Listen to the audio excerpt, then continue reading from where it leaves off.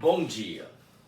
Hoje em gramática nós vamos estudar figuras de linguagem, figuras de retórica. Bom, o que é retórica?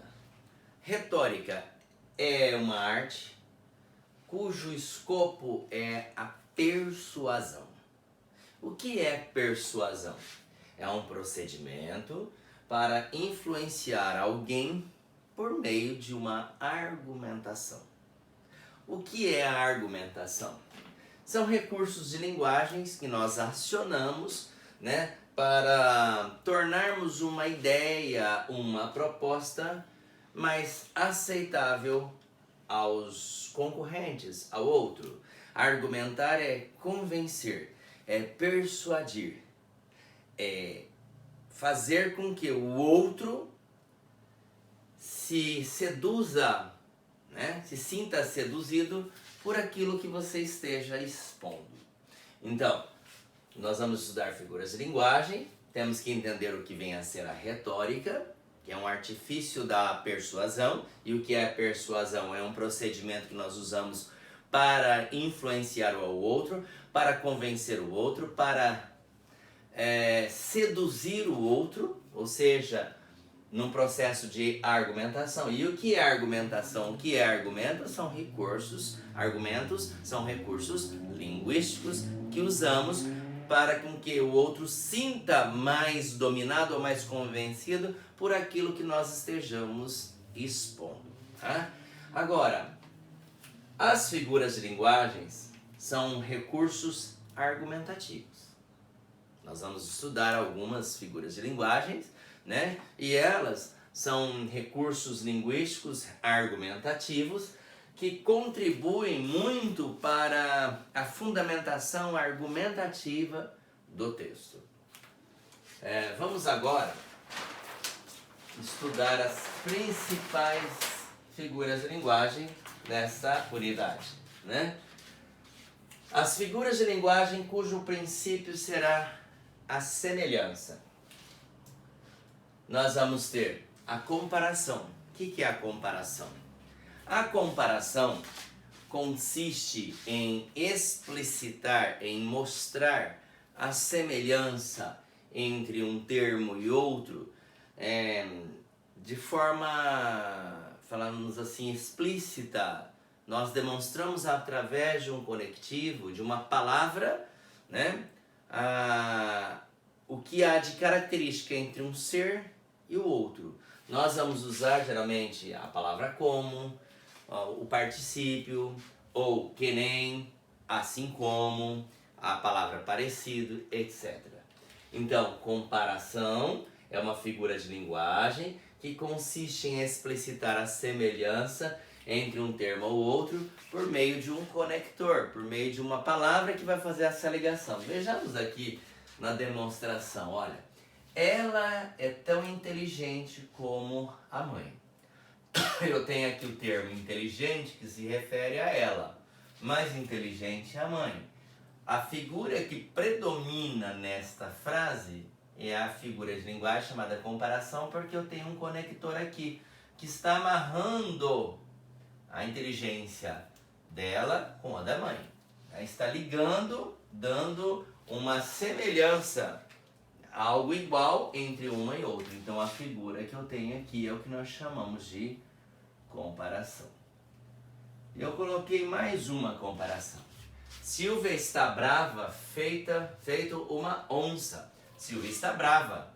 Uma onça é brava. Então, feito como uma onça, que nem uma onça. Então aqui eu tenho, através da palavra feito, estabelecendo, através desse elemento conector aqui, pelo particípio, estou estabelecendo o que nós chamamos de comparação. Nós vamos para a segunda figura. Metáfora. Usa-se uma palavra em lugar de outra, com base em uma relação de similaridade entre seus significados.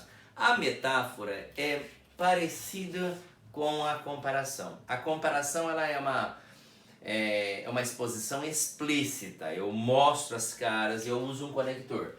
A metáfora é uma comparação implícita, vem subentendido. Então vejamos aqui um exemplo. Júlia é uma flor entre todas as mocinhas. Gente, Júlia é uma mocinha. Existem as outras mocinhas. Só que eu estou falando aqui, fazendo uma comparação de Júlia com algum elemento característico da flor. Só que eu não tenho aqui um feito, eu não tenho um parecido, eu não tenho um que nem, eu não tenho um como. Não há uma comparação explícita. Está subentendido algo em flor que Júlia tem e que as demais mocinhas não têm. Então, olha, Júlia é uma flor. Esse flor é conotativo. Pode ser cheirosa, pode ser meiga, pode ser bonita, pode ser espinhuda, depende, tá? Então aqui nós chamamos que há uma metáfora.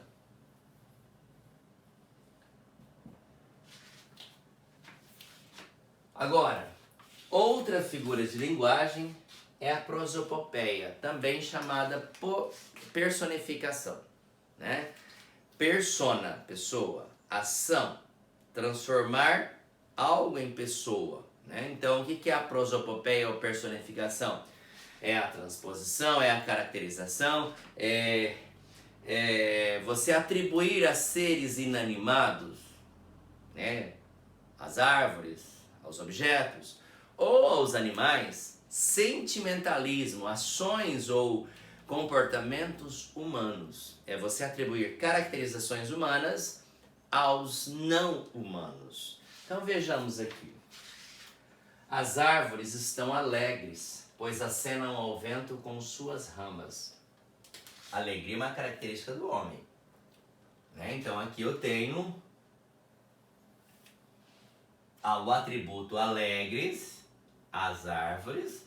Estou personificando as árvores como se fossem humanas, dando um atributo humano, alegria, né? Alegre, as árvores. Agora, qual a justificativa? Pois acenam ao vento com suas ramas. O fato de estarem com as ramas, os galhos balançando, eu usei também acenar. Acenar é mostrar com a mão, não é? Então aqui acenam com as suas ramas, né? Eu também tenho o que nós chamamos de prosopopeia. Eu tenho duas prosopopeias aqui. Uma de acenar e outra de estar alegre. Tá? Então, o que é a prosopopeia? É a atribuição, consiste em você dar a um ser inanimado, a um objeto, ou a um animal, ou uma planta, né? Características humanas. Tudo bem? Outra figura de linguagem é a catacrese. A catacrese, figura em que historicamente ocorreu o mesmo processo da metáfora, mas que no presente não se tem mais noção desse processo. Vamos traduzir isso, né? Alguns autores abordam que metáfora, comparação e prosopopeia e catacrese sejam todas elas são consideradas metáforas, mas nós separamos, né? O que é a catacrese? É falta de uma palavra para especificar algum termo, alguma coisa, e você pega uma palavra já existente e coloca para expressar uma situação X. Na ausência de um termo específico, denominativo de algo, você transporta um que já existe e faz uma adaptação àquilo. Por exemplo, céu da boca, palato. Muita gente não sabe o que é palato, né? Aquela curvatura. Aí tem a palavra céu, então céu da boca. Isso é dente. Aqui você chama aquele grão do alho, dente de alho. Então a palavra dente vai para caracterizar um dente de alho, isso é catacrese, né? Por exemplo, embarcar é entrar num barco. Agora, embarcar num avião, faltou um termo para elucidar o que é viajar de avião, entrar num avião. Então a gente embarcar num avião, muda, usa um termo de uma situação e transporta para outro. Isso é catacrese, né? Por exemplo, aqui, a asa do bule, quem tem asa é pássaro. Então o avião tem asa, aí já catacrese. O bule tem uma asa, né? Já é catacrese. A perna da mesa, nós temos perna. Então, como simboliza algo que tem na mesa ali? Faltou um nome, então houve a transportação de um nome que denotava alguma coisa para um novo ser, por ausência de vocabulário. Tá? Então, olha, aqui eu tenho a asa do bule, a perna da mesa, o braço da cadeira estão quebrados. Nesta frase, nós temos 3 catacreses. Então aqui eu tenho a asa, a perna, o braço. Denotativo. Agora, quando eu coloco a asa do bule, bule, gente, não tem asa, quem tem asa é pássaro, tá? Mas aqui, para simbolizar aquilo, como que você dá um nome àquilo que o bule tem? Né? A perna da mesa, também a mesma coisa, houve um desvio da palavra perna humana para elucidar a parte de um objeto, né? O mesmo ali da cadeira, braço da cadeira, né? Como se chama aquele lugar onde você apoia o seu braço? Então deu o seu nome de braço da cadeira. Desviou-se, na realidade, um nome já existente para denotar um outro surgente. Então, nós chamamos isso de catacrese. E há muitas catacreses. Outra figura de linguagem é a sinestesia, que é a reunião dos 5 sentidos sensoriais. Quais são os 5 sentidos sensoriais? A visão, a audição, o olfato, o paladar e o tato. Então aqui, essa é uma figura de linguagem bem simples, né? Porque ela é típica dos órgãos do sentido.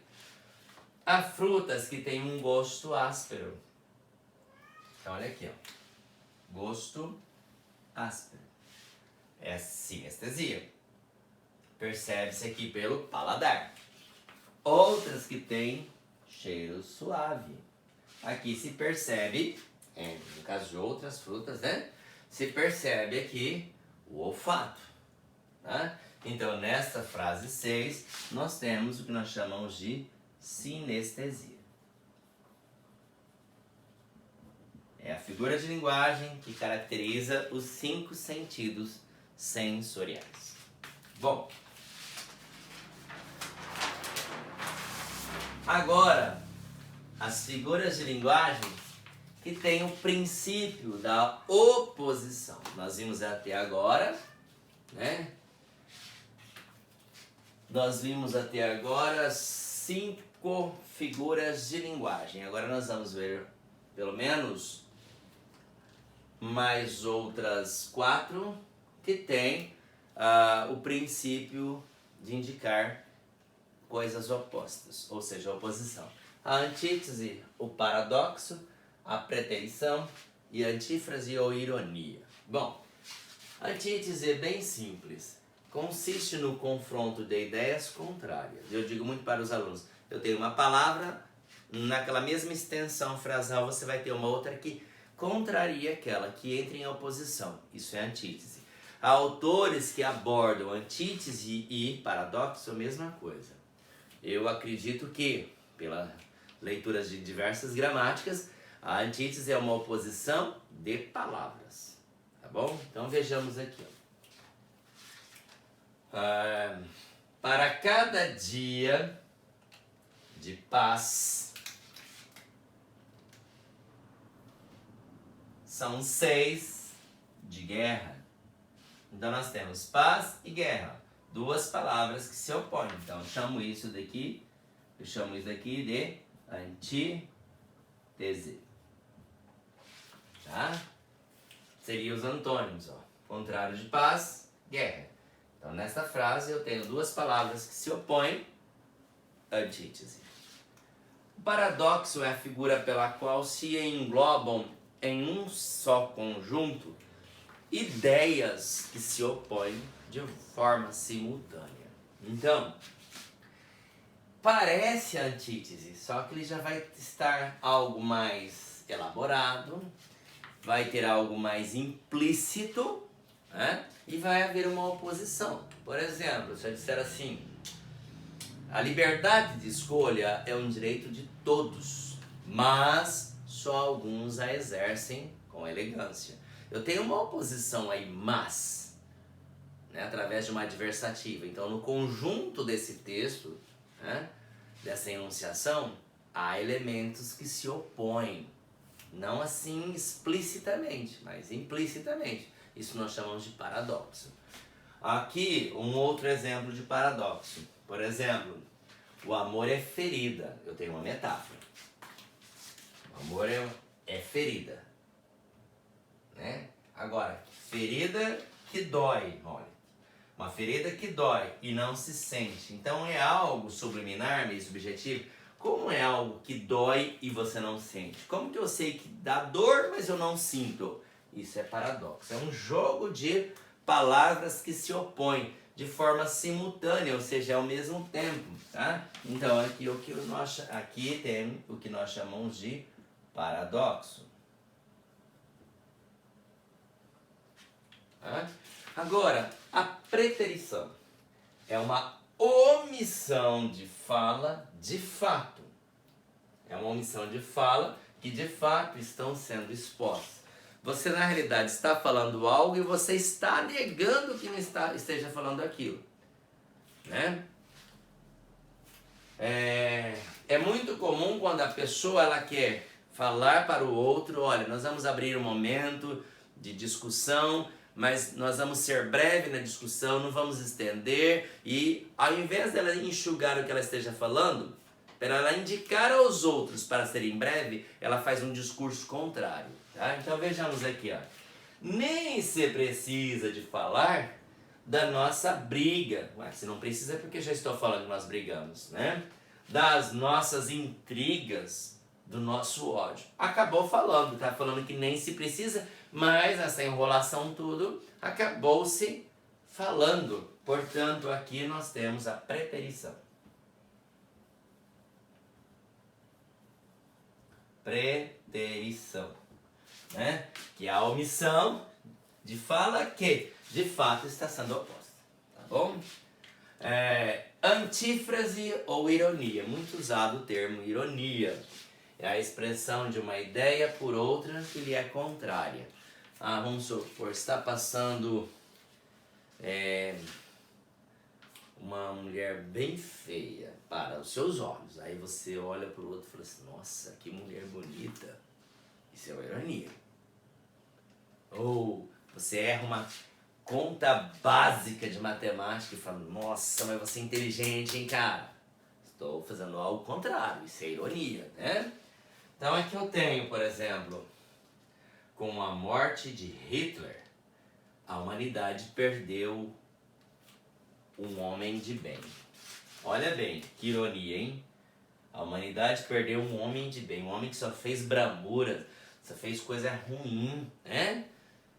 Então, na realidade, estou sendo irônico aqui. É o contrário do que está sendo dito, né? Isso daqui é o que nós chamamos de antífrase ou ironia. Vejamos agora as figuras de linguagem que tem o princípio da contiguidade, né? Ou implicação mútua. São duas, a metonímia e a sinédoque. Alguns autores consideram a sinédoque e metonímia como uma coisa só. As gramáticas mais tradicionais costumam fazer separação, né? Então eu vou ter metonímia e vou ter sinédoque. Realmente elas se confundem, por isso que há consenso entre alguns autores a considerar as duas como uma só, tá? Então, metonímia é o uso de uma palavra em lugar de outra com base em uma relação de causalidade entre seus significados. Por exemplo, olha, eu digo assim, eu ouvi Caetano Veloso. Na realidade, eu não ouvi o Caetano Veloso, eu ouvi a música que ele cantou, né? Então, é o autor pela obra. Nós falamos, ao invés de eu falar que eu ouvi a música, eu falo que eu ouvi o cantor, né? Como por exemplo aqui, olha, vocês devem ler Machado de Assis. Esse ler Machado de Assis não é o Machado em si, mas as obras que ele escreveu, tá? Então, Vocês devem ler Machado de Assis, eu tenho que autor pela obra, é um exemplo claro de metonímia. Tudo bem?